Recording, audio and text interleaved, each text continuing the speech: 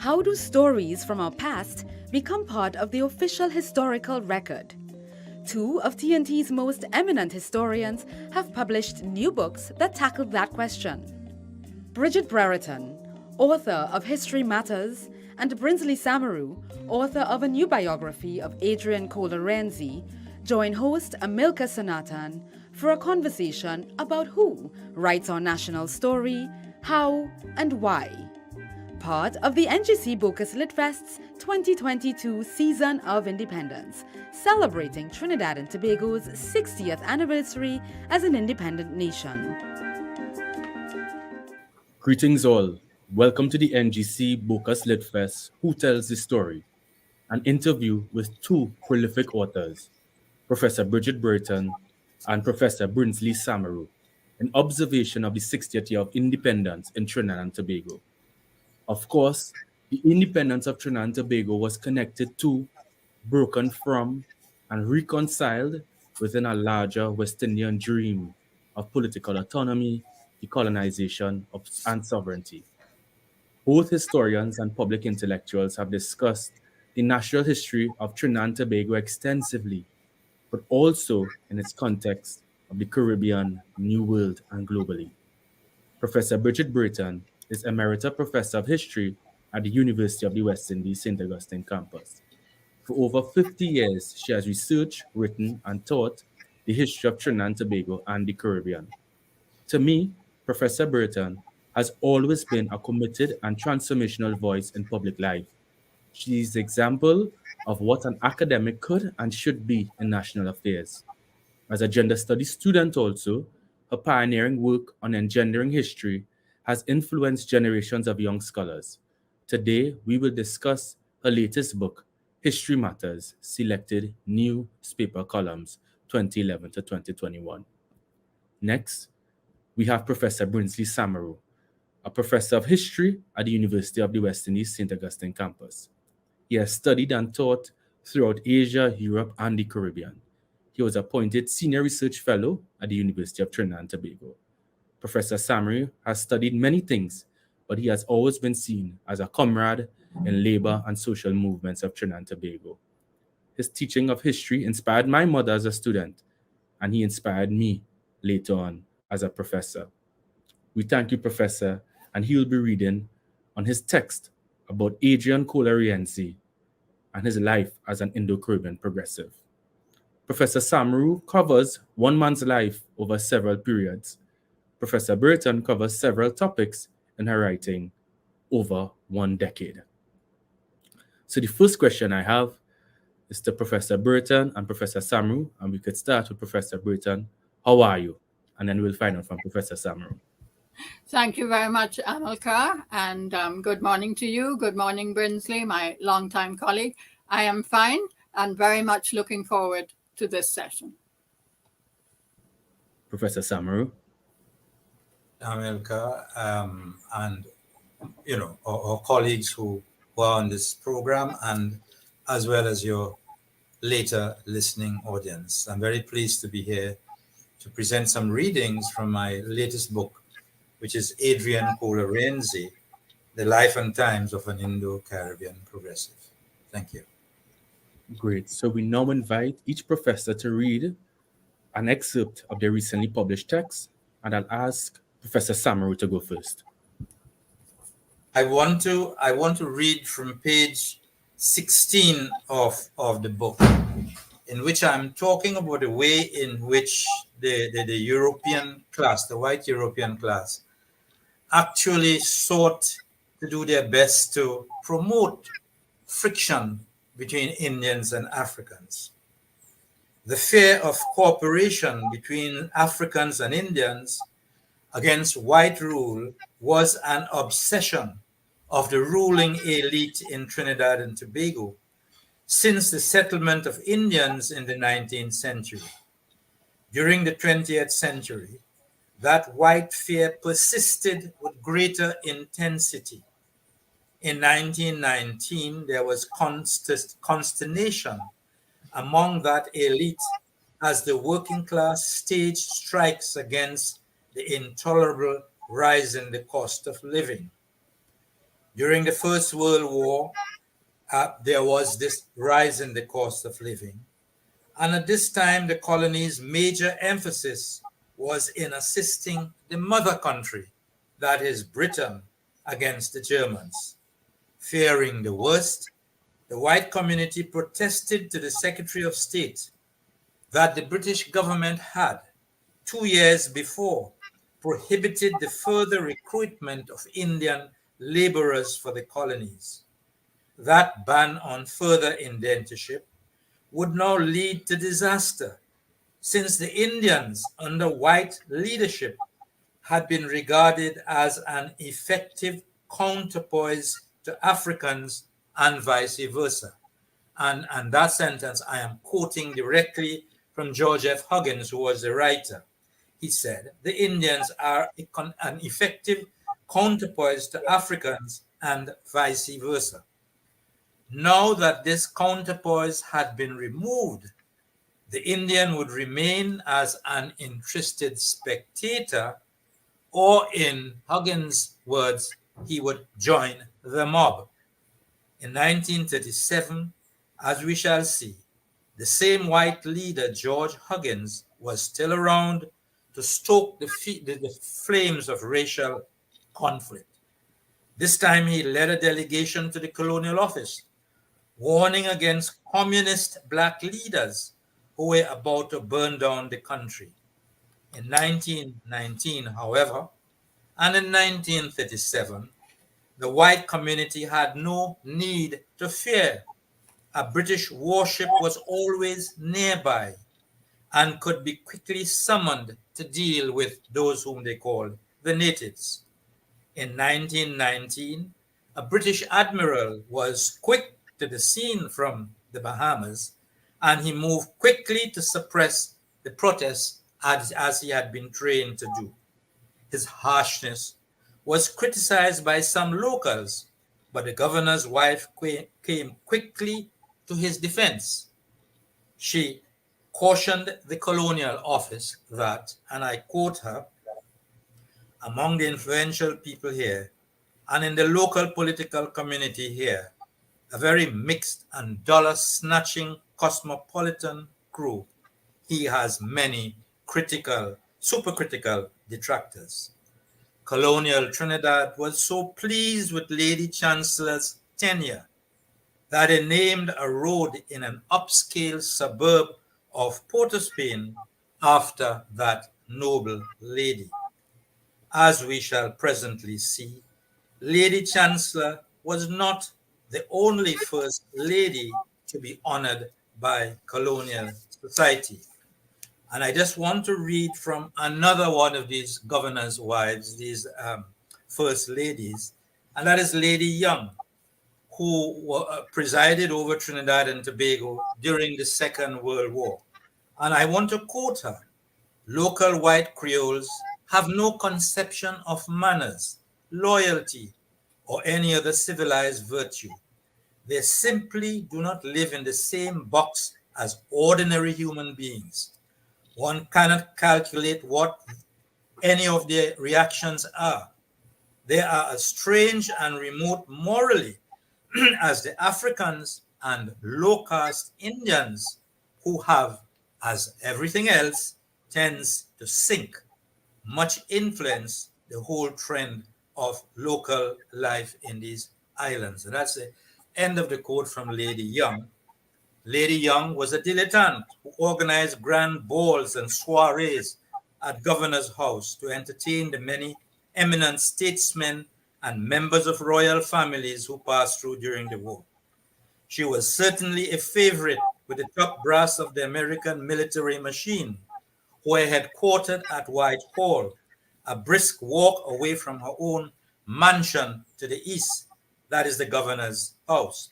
The Americans, who built the hilly entrance into Port of Spain from its eastern flank, gratefully named their handiwork Lady Young Road, a name which burdens that passageway even today. Whilst Lady Young entertained, her husband Sir Hubert was jubilantly reporting to his bosses in London that he had persuaded the local legislature to lend $2.5 million to the imperial government without interest. The Secretary of State was most grateful, and I want to quote the Secretary of State's response to this contribution. Please convey to the unofficial members my deep gratification at this further generous gesture. Thank you. Thank you very much, Professor Samaroo. And one contribution you made that was very interesting in the book is looking at the correspondence, the letters, and the opinions of the colonials at the time and how they interpreted the social structure.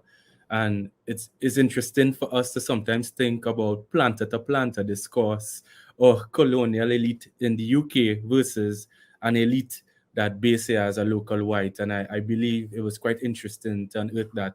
And of course, the way that they sort of discipline and characterize Adrian Colerienzi himself. So we would explore that a little bit more in some of the questions. Professor Brereton, we now invite you to read from History Matters, Selected Newspaper Columns 2011 to 2021. Thank you, Amilcar. And I think I'll read the very first column in the book. It wasn't the first column I published, it was the second column I published, but the first in the book. Its title, History Matters, was taken as the title for the whole book. On CCN's Morning Edition program recently, Mr. Kafra Cambon of the Emancipation Support Committee complained that the study of history, including Caribbean history, was being de-emphasized in the nation's schools. He said as a result, fewer students at the university were opting to take history courses. When the presenter suggested that we shouldn't be enslaved by our history, he agreed. But he said it was when someone else tells you your history, when you don't know your own history, that you could be enslaved by the past. We need to know the truth, he concluded. Now, at the Trinidad campus of UWI, which both Brinsley and I were worked at for many, many decades, we won't tell you how many decades, at the Trinidad campus, members of the history department are continually surprised at how little our new students know about the nation's history. And remember, these are all students with passes in history at CSEC, and most of them also at CAPE. But most of our new students have only the vaguest of notions about the evolution of TNT's history and have never even heard of many very important figures and episodes in our national story. To make matters worse, only a minority of secondary school kids take CSEC history. The majority opt for social studies, in which little bits of history, geography, political science, and sociology are combined. It's the more popular option in most schools.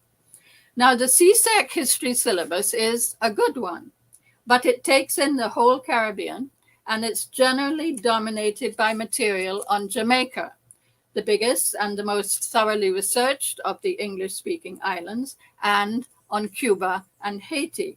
There really isn't much specifically on TNT in the syllabus. The Cape syllabus is even broader, taking in the whole Atlantic world. As a result, even students who have good passes in history at CSEC and Cape may have absorbed relatively little about the nation's past. Now, some secondary schools do a bit of local history in forms 1 to 3, but this is not the case across the board. The result is that the national history seems to fall between the cracks, even for those relatively few students who have opted for history at CSEC and Cape. When Mr. Cambon spoke about somebody else telling us our history, he was thinking probably of an earlier time when Caribbean history, if it was studied at all, was written from the point of view of outsiders. It was written as a minor sideshow to British or European or American history. But as he noted, those days are long past. Over the last 50 years or so, a huge amount of research has been done on our region's history. Research which takes it for granted that the people who lived, worked, and died there should be the center of the story, not the explorers, pirates, conquistadors, governors, enslavers, naval histories, people who came, wrought havoc, and left. And to be fair, the CSEC and Cape history syllabi, which were designed and examined by historians nearly all from UWI, these syllabi do reflect this body of scholarship, and they do reflect this history from the inside perspective. Textbooks have dramatically improved over the 30 plus years of CXC, and new ones are appearing all the time. It's the national history rather than the regional history, which it seems is not being adequately taught in our schools. Yet, virtually every nation in the globe does insist on its children being exposed to its history in the schools and very often through other media also. Now, it is not that we should be teaching children that their nation is better than anybody else's. It's not that we should be spinning all kinds of myths about the glorious past or heroic fathers, or for that matter, mothers of the nation. As Mr. Cambon said, we need to know the truth about our past. Now, truth in history is notoriously slippery, tricky, and most historians nowadays think that we can never know the absolute, final, true for all time facts about the past, or achieve history that is 100% objective or free of bias. Since the documents on which we base most of our history are always biased, and since we ourselves, the researchers and the writers and the teachers, are human beings with our own peculiar baggage in our heads. But historians must certainly try to produce history that is as accurate, objective, and true as possible, meaning that everything we write must be solidly based on evidence, sources.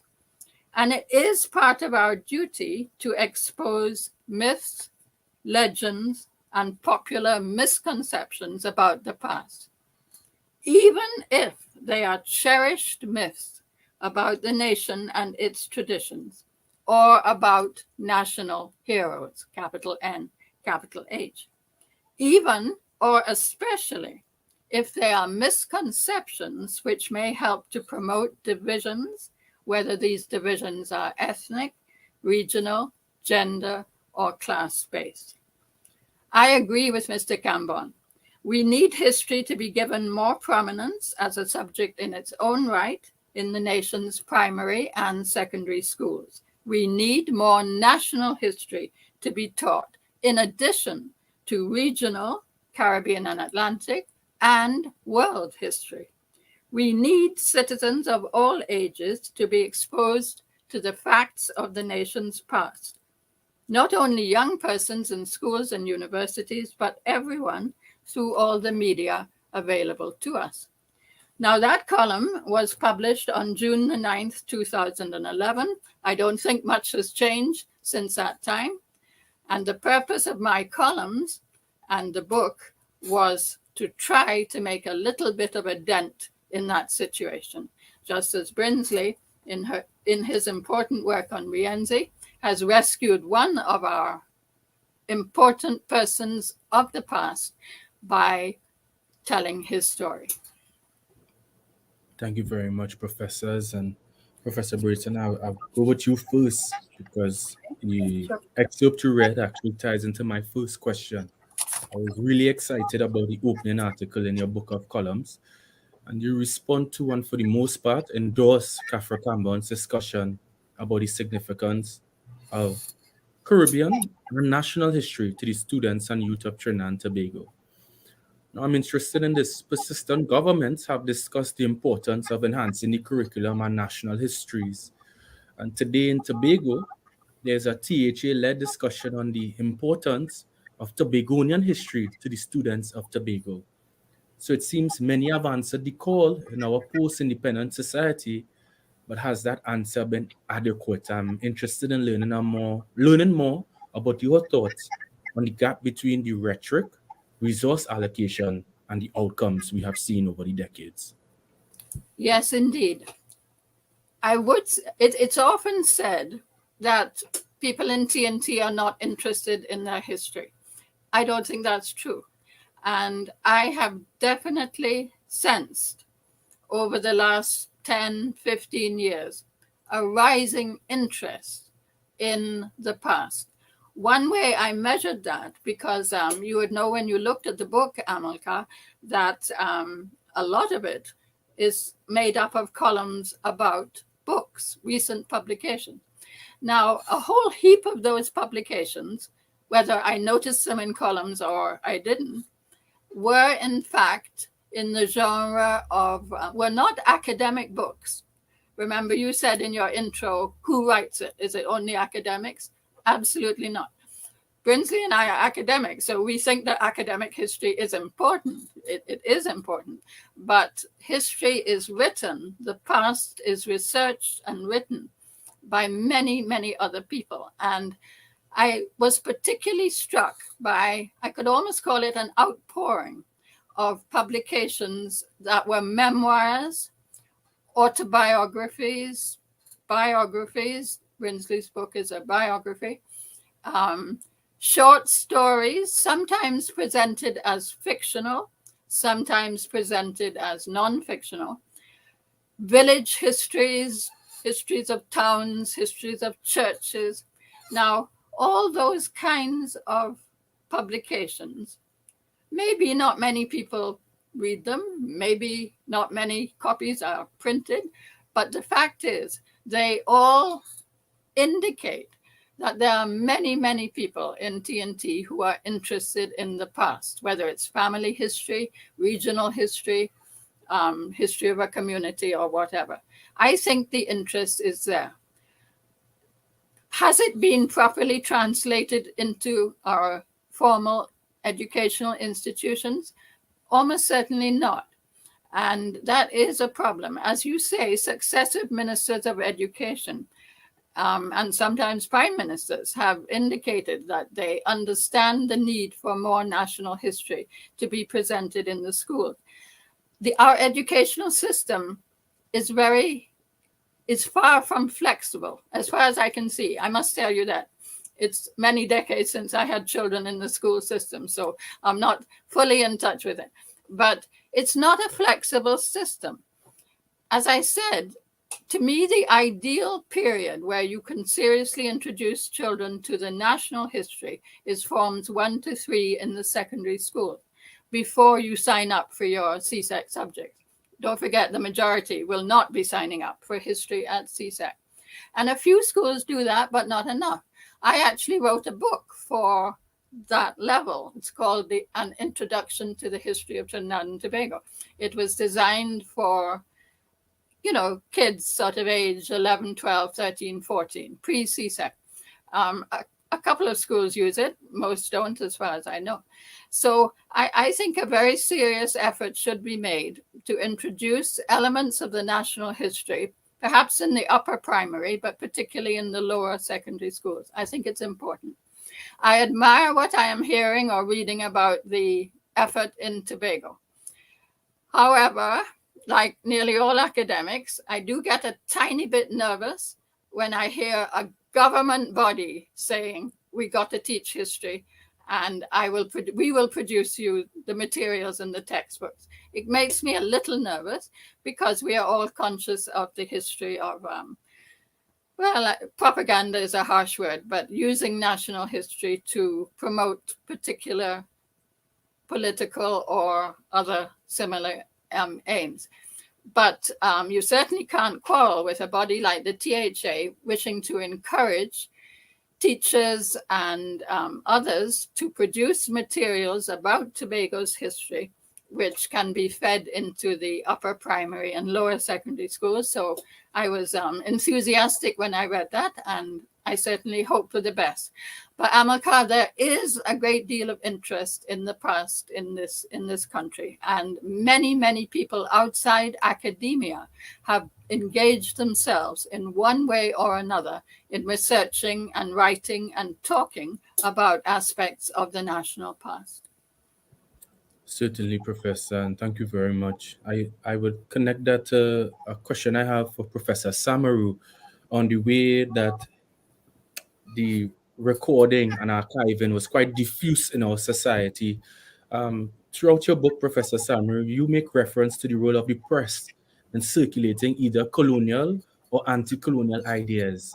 We have little magazines, journals, and pamphlets that were used by several local groups who sought radical social and political changes in Trinidad and Tobago and the Caribbean. And this form of communication, is it that it is less prevalent today with the changes in the society and media publishing? And the question I have is where and how do groups seeking change publish and preserve their ideas in our environment today? Yeah, well, as I pointed out, in the book, you had quite a number of these, if you may say, radical journals, the Beacon and Argus and so on. But what you notice is that none of them lasted for long. The only one that has lasted from 1938 to now is the OWTU paper, the Union. And that is a sad commentary on radical journalism in Trinidad, where out of the large number of journals that I have pointed out, most of them you can't find. You're lucky if you go to the National Archives and get something like the East Indian Weekly. So all of them had very short lives, largely because of the lack of public support, point one, and because of strict journalistic laws imposed by the British, which ensured their short life. Whereas those papers that were generally conformist, supporting generally over time the position of the state, like the Port of Spain Gazette and like the Trinidad Guardian, they have lasted forever.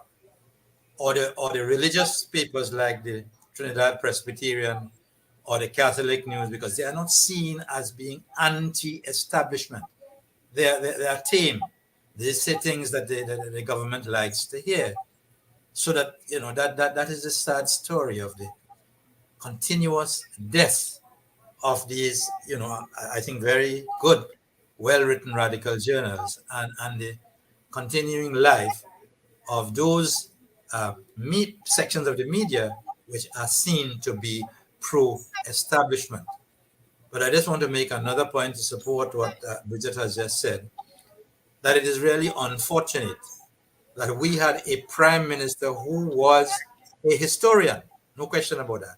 And after his death, his successors have sort of abandoned, what he started off, which is writing the history of Trinidad and Tobago. And we now go for money making, hard subjects, not history, but medicine, law, management studies, accountancy. These are the subjects that are now being pushed.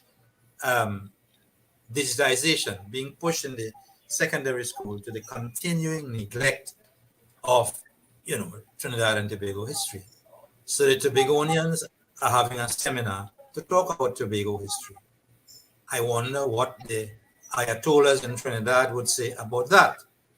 You are doing history without consulting us. But we are the bosses. We are the Ministry of Education. Are you trying to set up a new, separate Tobago Ministry of Education? So I'm quite sure that the bosses in Trinidad would let them go on and let them do the history and possibly do a few pamphlets, but that these bosses in Trinidad would hardly allow that history of Tobago to be part of the school curriculum in Tobago and in Trinidad. So while I commend the effort, I don't see it having much scope in the future because of the control of the Trinidad Ayatollahs. Thank you, Professor Samaroo. And but I mean, the comedic relief to the clever literary devices you're using to kind of explain the serious political reality. Now, this is my problem in interviews. I have like an entire script. I have to read the books. I have my critique questions and the contributions. But because of Professor Samaroo's comment, I have a question to you both.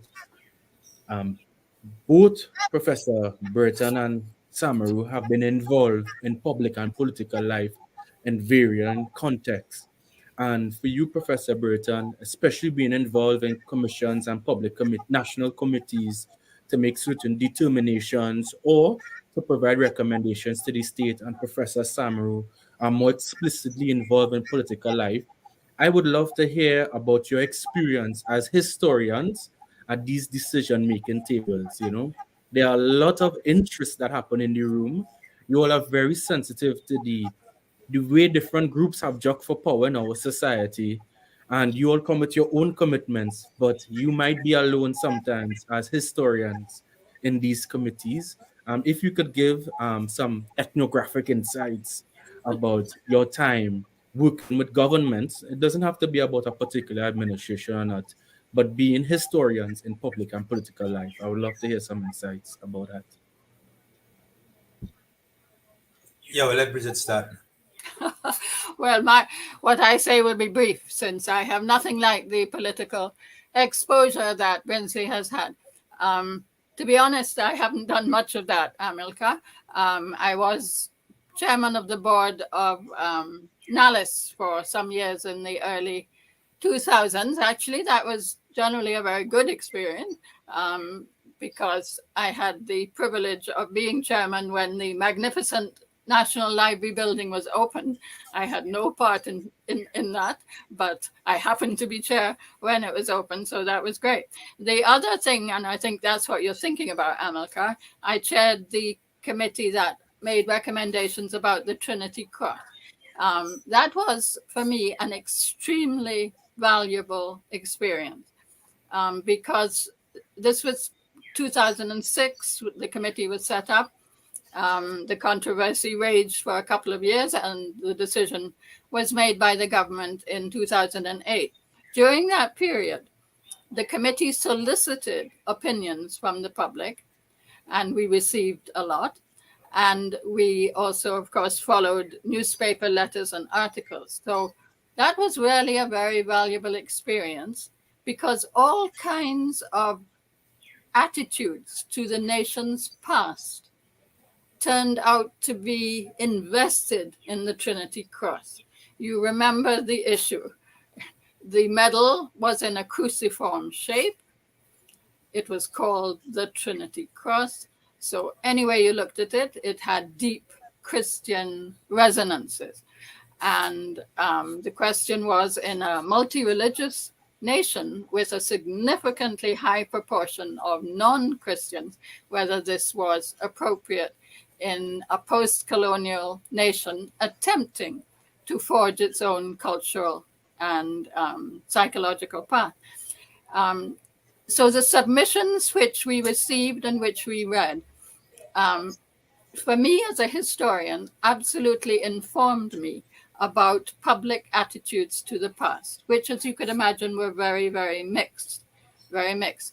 I have no doubt that in 2006 to 8, the majority of the population did not want the Trinity Cross to be changed. I have no doubt about that.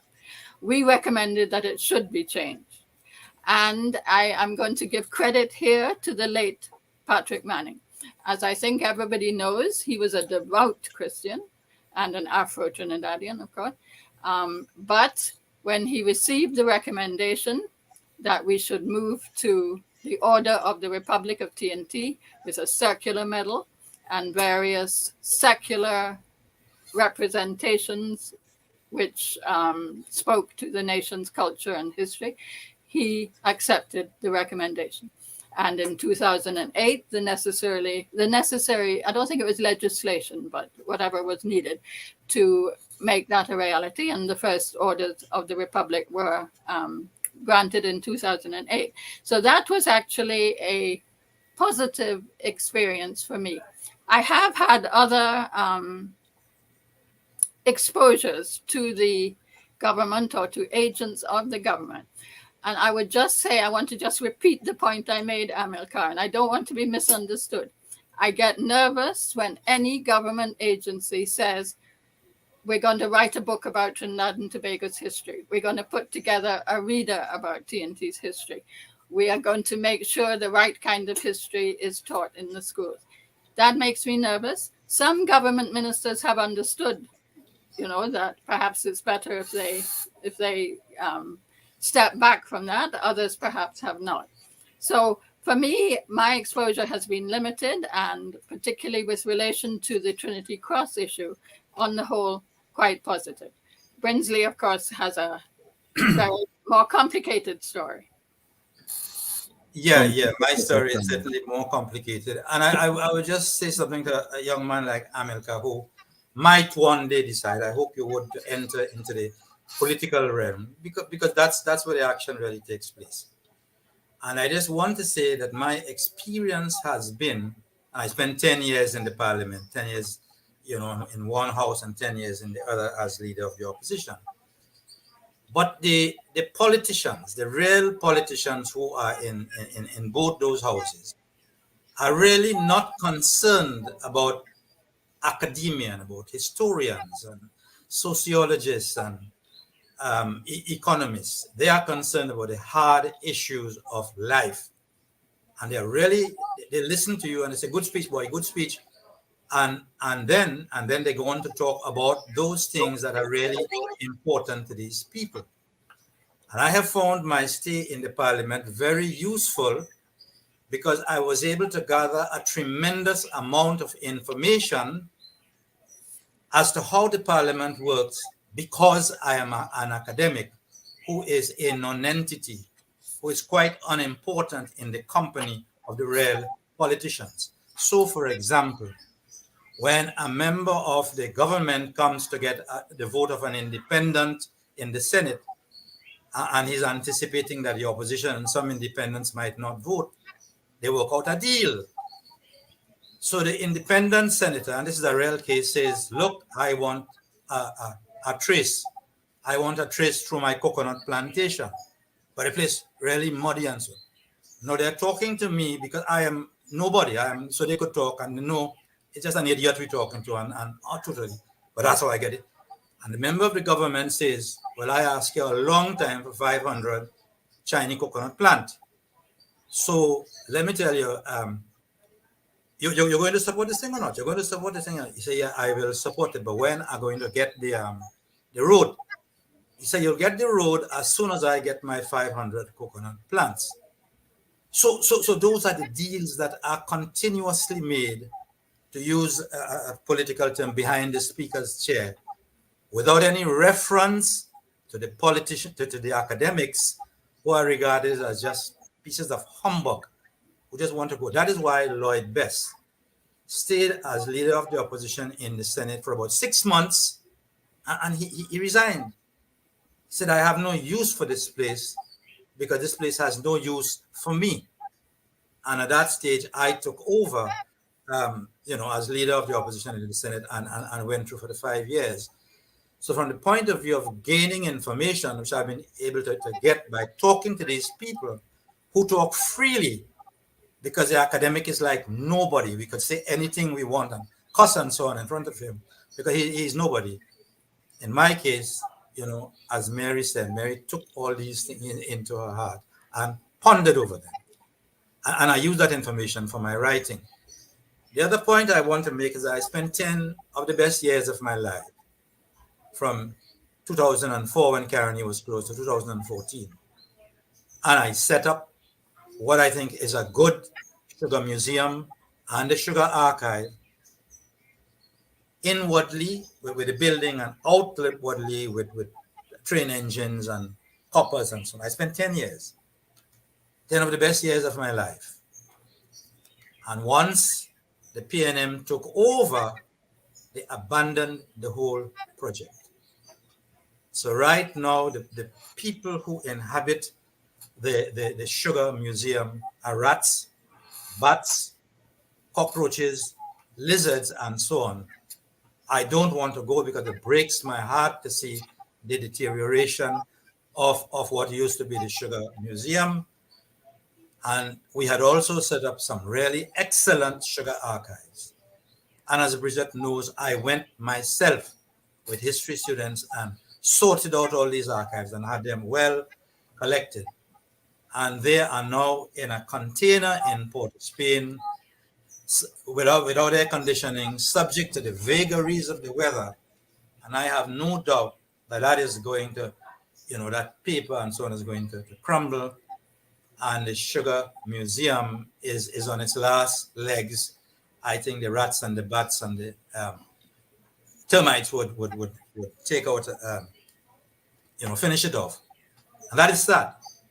That is tragic. 10 years of my life wasted.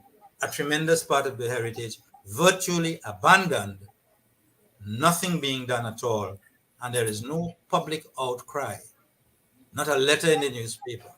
Not a commentary on the radio or television about what are we doing with those valuable archives that were collected that are now being abandoned and will be lost forever.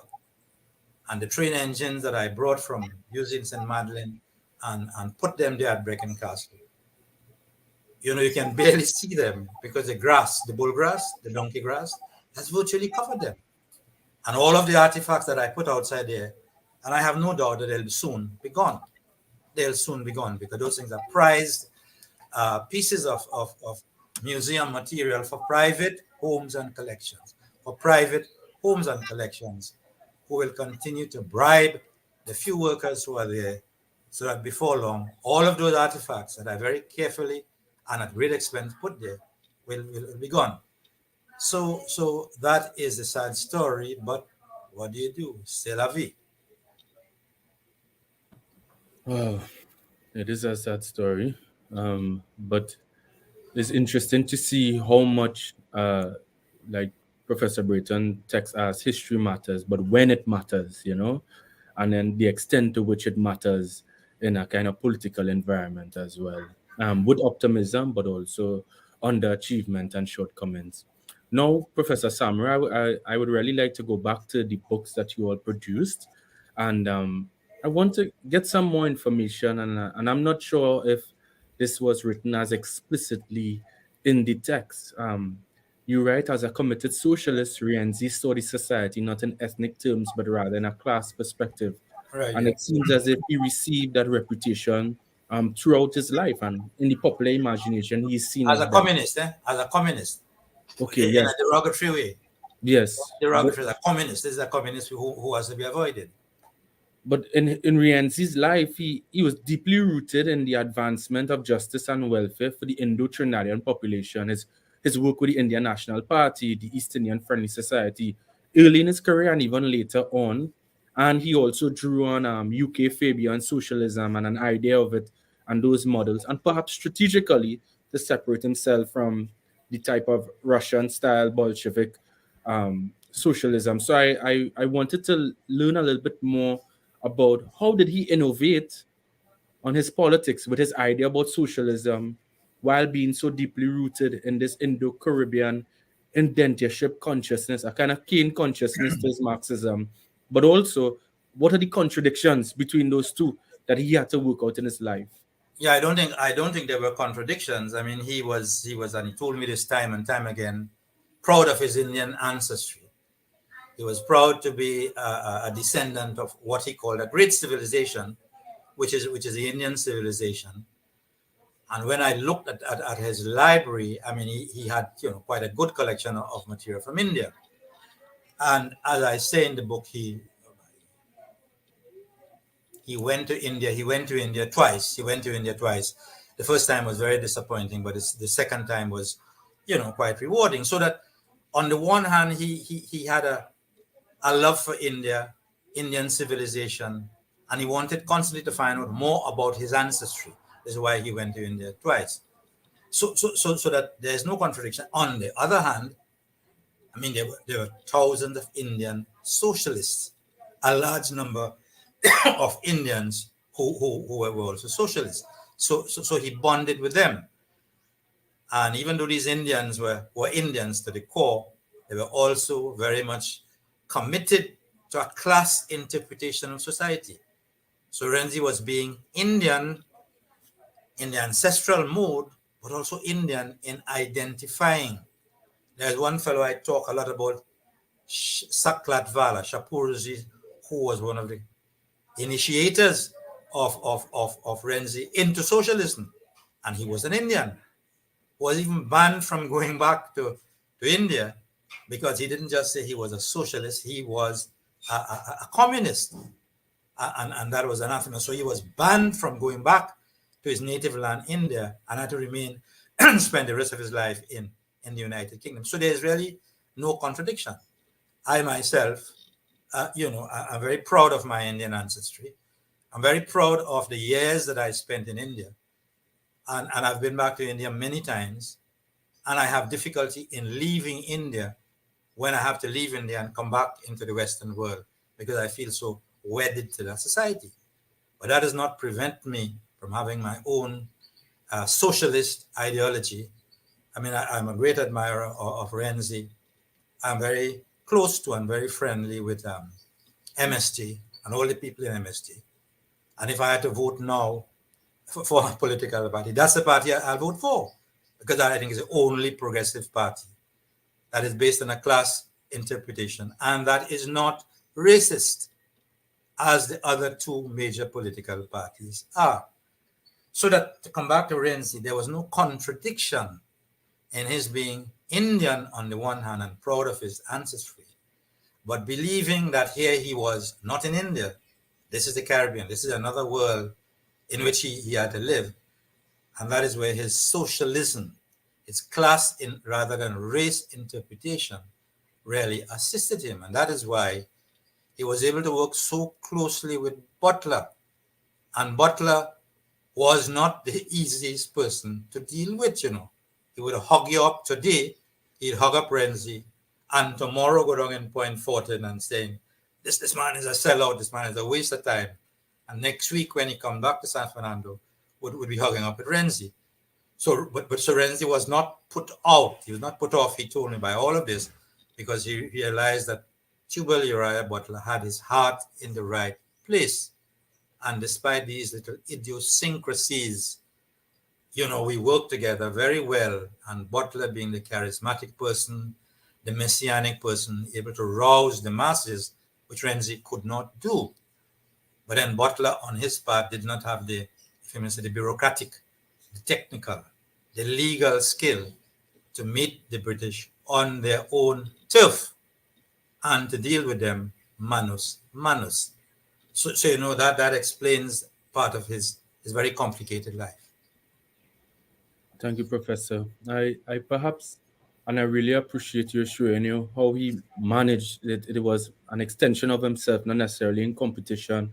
But perhaps what I was gesturing more towards is looking at, when I was reading Rienzi, I was more familiar with even the work of Chedi Jagan and the type of socialism he was trying to advance in Ghana, for a large part, a communist approach, and the way that it helped him interpret the indentureship experience, but in political practice, he himself would run into certain obstacles when he was being embraced in many regards as an ethnic leader, while he himself was always positioned himself as a class-based leader, and sometimes he might even fall into the limits of racial politics himself.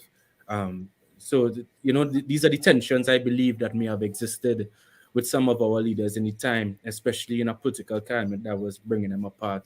But I would return to Rienzi's life because I have more questions. Professor Brereton, in your work, you tell your students no documents, no history.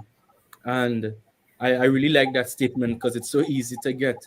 And you make reference to the importance of oral archives and interviews and really showing how history recording and writing is quite diffuse in the society.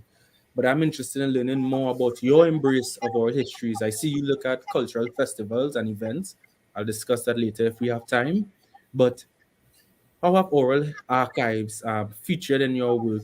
And in what ways, as persons involved with literature, especially spoken word, do we see the oral part of our history as being something very dynamic and important to our society? Yes.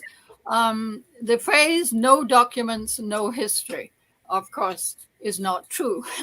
If by documents we mean written sources, um, it is true that the vast majority of historians use written sources as their primary, the primary basis of their research. But of course, written documents are by no means, as you have just said, the only kinds of sources that historians can use. The no documents, no history. I think I was projecting that when I was attempting to big up the National Archives. And the National Archives, I have often thought, are one of the best kept secrets in TNT. We actually have a decent National Archive. They are under resourced, they are underfunded, but they do the best they can. And there is an amazing treasure trove of wonderful written sources for our history in the National Archives. And I urge anybody interested in history to go there. It's open to the public. You simply have to be over 18, I believe, to use the materials there. But as you said, we also base our history on oral tradition. Oral traditions are bodies of knowledge, sometimes poetry, sometimes literature, bodies of knowledge which are handed down orally over 2, 3, or more generations. That tradition is particularly lively in societies where reading and writing are not widely spread, but they are also found in highly literate society. For example, some marvelous books have been published on oral traditions in England and Scotland, which has been, of course, a literate society for hundreds of years.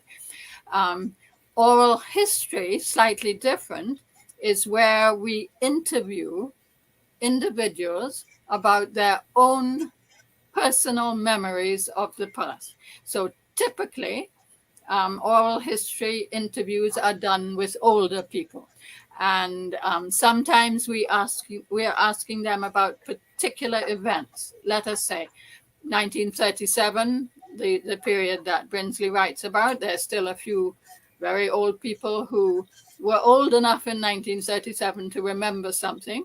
To give an example, the very first Secretary General of the OWTU, a man called Egbert Blades, lived to long past 100, and many people, I was lucky to be one of them, interviewed him. So this was an example of interviewing a very old person who was active in the events of 1937. Sometimes we're just asking the person about general life history. So oral history is extremely important.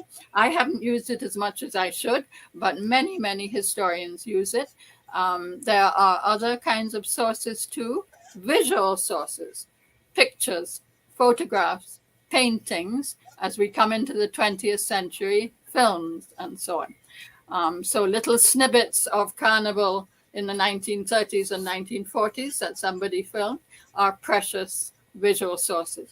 So no documents, no history is not strictly correct, but written documents are the mainstream sources for the great majority of historians. And that is why my heart broke too at what happened to those Caroni 1975 limited archives. I know the National Archives is attempting to embark on new initiatives, and I am praying and hoping that as part of that initiative, they will be able to get to that container, get the materials into the National Archives where they can be catalogued and accessible to the public.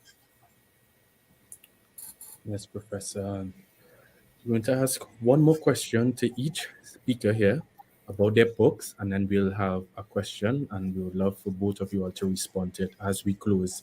Professor Samaroo, I have a question about Adrian Colarienzi. Since his youth, he was a man of the world. Very young, he traveled As far as he traveled as far as he was permitted to, he developed relationships with international socialists in Ireland, the Indian liberation fighters, Pan Africanists such as George Padmore. He rose to significant offices in our colonial Trinidad. He was aware that the plight in Trinidad and Tobago was deeply tied to the struggle for freedom in India, but also at that time British Guyana. Was he satisfied at the end of his life? No, no. I mean, I can say very firm that he was not satisfied. He was very unhappy, and if I may say, he died a disappointed person. Now, that is exactly the situation with Eric Williams. That is exactly the situation. And on Tuesday, when the Eric Williams Memorial Library will be open, my edited version of Eric Williams' last book, The Blackest Thing in Slavery Was Not the Black Man, will be displayed. But there I say quite clearly in my introduction that he died a very disappointed person. So Renzi and Williams are similar in that respect, because they both died without having seen, the things that they wanted to see fulfilled. So Eric Williams' book brings out very clearly that disillusionment at the end of his life. But I just want to say, I want to bring to the public's attention two books that I, if I may say, engineered. When I was a student in England, I had a lot of conversation with Mr. Albert Gomes. And I used to visit him when he was in his exile in London. And I told him, Mr. Gomes, why you don't write your autobiography? He said, me? That? Nobody gonna want to read that. But I was able to cajole him and to talk to him over a year until I got him to write his autobiography. But it was so long. It was twice that length. So what you see in the book, Through a Maze of Color, is my shortening of an extremely long, and if I may say, too verbose autobiography. And that is something that I think people should look at. That's the one, Through a Maze of Color. And the other autobiography which I inspired was that of A.N.R. Robinson. In the midst of it, because I was behind him for years. And what he finally did was, again, about twice the length of what was finally published.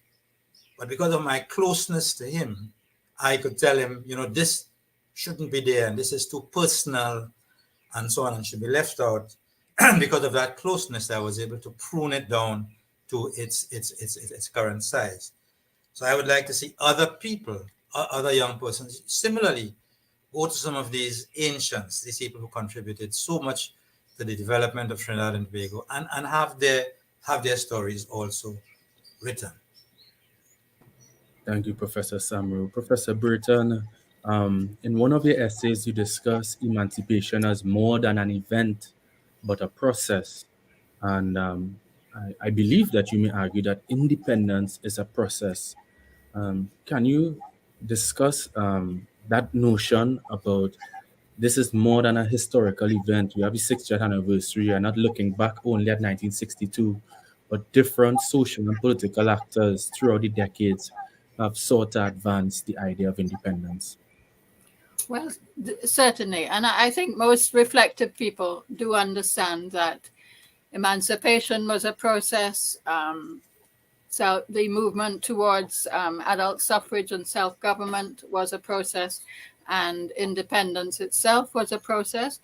And of course, it should prompt deep reflections about what independence of former colonies, very small former colonies located in the Western Hemisphere, where there is a great power, which has for a long time considered this part of the world as its natural sphere of influence, just as Russia sees Ukraine as part of its natural sphere of influence. We need to reflect about what independence meant, what it can mean. We need to reflect about Republican status. If ever a nation got Republican status quietly and with remarkably little public consultation, it was Trinidad and Tobago. Eric Williams did it quietly in 1976. before the election of that year, by the way. So it wasn't as if it was a public demand and so on and so on. So we need to think about all of those things. A process for sure. One thing that is abundantly clear to all of us working in historical research, and quite a few of my columns touch on this point, is that we will never achieve, and we ought not to try to achieve, a single authorized history of the nation, a single authorized history of Trinidad and Tobago. We shouldn't even attempt it, for there can be no such thing. The past of a nation or any area or any region or a family is made up by many, many histories and many, many narratives. The narratives are going to be from different perspectives. There can be ethnic narratives. That has been important in a country like this, and we should not in any way look down on such an approach. Ethnicity is important. There could be class narratives. Rienzi was a person devoted to the socialist view, where class is more important than other things. Gender narratives, regional narratives. Tobago has completely different history. It has its own narratives, as we are learning recently. Even a small country like Trinidad, Amilcar, the north-south divide is very, very important. I have been understanding, for example, that the formation of a man like the late Patrick Manning, who was always a San Fernando man, was going to be very different from the formation of an Eric Williams, who was a Port of Spain man, quintessentially. So many narratives, never a single narrative. God forbid a narrative produced by the current government. Absolutely not. The more narratives, the better. And we should not be worried. We should not be concerned that different people are writing different histories of the nation. That is what we need. We must be mature enough to appreciate that. Thank you, Professor Brereton. And I remember one of your scholarly articles raising the question, all are we as one, all are we as not one, and how different groups not only jock for power in society, but they have their narratives about the nation. And in your book, you discuss the different forms of colonialisms we also had, and their contestations for power, but even the culture of the space. And I found that quite interesting. So my final question to you both, and we'd ask Professor Brereton to go first and Professor Samaroo, is something that may seem very everyday, but I really want to communicate it to our listeners, especially the younger listeners. We sometimes forget the number of achievements we have made as a post-independent society. And when I speak to my colleagues, I think they sometimes don't see the value of a priority bus route. They really miss the idea of what Gate would have done in a small developing nation in the Caribbean to catalyze our economy, but also the experiences of young people to benefit from higher education. Can each of you discuss 2 to 3 achievements we have made in our development as an independent nation? And they could be in the social, they could be physical and architectural, or economic and political, of course. Right, you want me to go first? Okay. Definitely some huge achievements. I'm going to leave the politics to Brinsley. I think our much maligned healthcare system is an achievement. Now, we built upon the work of the colonial regimes. And, not everything that the Brits did to us was bad. One thing that the Brits did, you can say they took a long time to do it, but they certainly did it in the post-war period. So that's after 1945, was to put in place a public healthcare system. And it creaks and it groans, but it exists. And free healthcare in health centers and in hospitals and in other places is an enormous achievement. Not every country has it. I know of a very rich country to the north that does not have a free public health system. It has made achievements It did roll out vaccines recently very effectively, but long before that, we had almost complete coverage of our babies and children. This is not something to take lightly. So I think a public health system, for all its deficiencies, is one of the achievements we have managed to hold on to. You mentioned GATE. GATE was an extraordinary achievement. There are not many countries in the world where university education was free. I know it has changed, so I'm speaking about the period when GATE was in action. And before GATE, Dollar for Dollar, which I thought was a good program, and then the PNM, flush with oil and gas revenues, was able to move from dollar to dollar to GATE, which was 100% tuition for undergraduates and 50% tuition for postgraduates. That was an extraordinary achievement. It meant an enormous increase in our young people who achieved tertiary education, who got degrees. Not all of them were able to find the jobs they wanted, and many of them emigrated. Nevertheless, having a well-educated population is an enormous achievement. The other thing I would say that despite all the conflicts in this country, we do have a tradition of getting on reasonably well together at the neighborhood level, at the street level, at the village level. And I think that is a tremendous achievement when we look around the world. I'll stop there because I know we're short of time.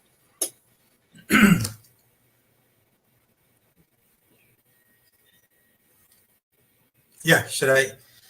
Yeah, let me say that I think we have achieved considerably in the sense that we have had peace in Trinidad and Tobago in a very turbulent environment.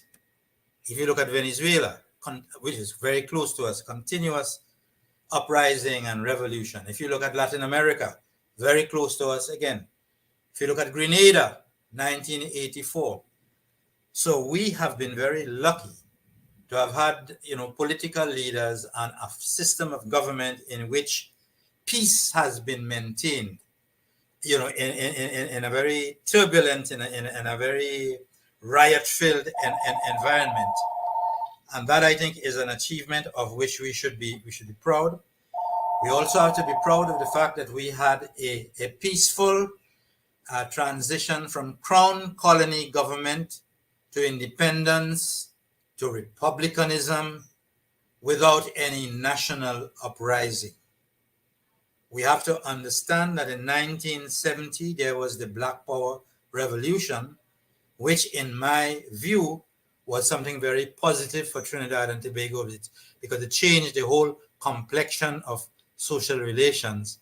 And even Eric Williams, in his writing, identified himself with what happened in the Black Power Revolution of 1970. So I think politically we have done well. We've had little bumps.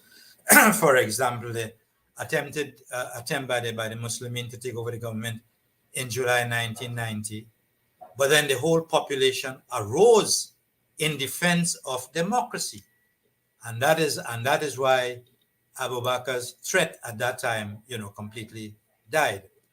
So I think these are some of the things that we have to be proud about, that we have achieved this in a difficult time. And as Bridget said, in education, we have done well, and generally in maintaining, a relatively prosperous economy. Thank you very much, Professor Samaroo and Professor Brereton. Professor Samaroo's book on Adrian Colarienzi, he shows us that it's more than a name of a road or a political hall, or he was a name just conveniently invoked on political or labor days. Professor Brereton reminded us history is more than a subject for book lovers, but also an enterprise for the citizen, a nation builder for self and collective knowledge. Thank you both. The two of you are public intellectuals and heroes to many. Bless you. And we thank the organizers at the NGC Bocas Lit Fest, Who Tells the Story.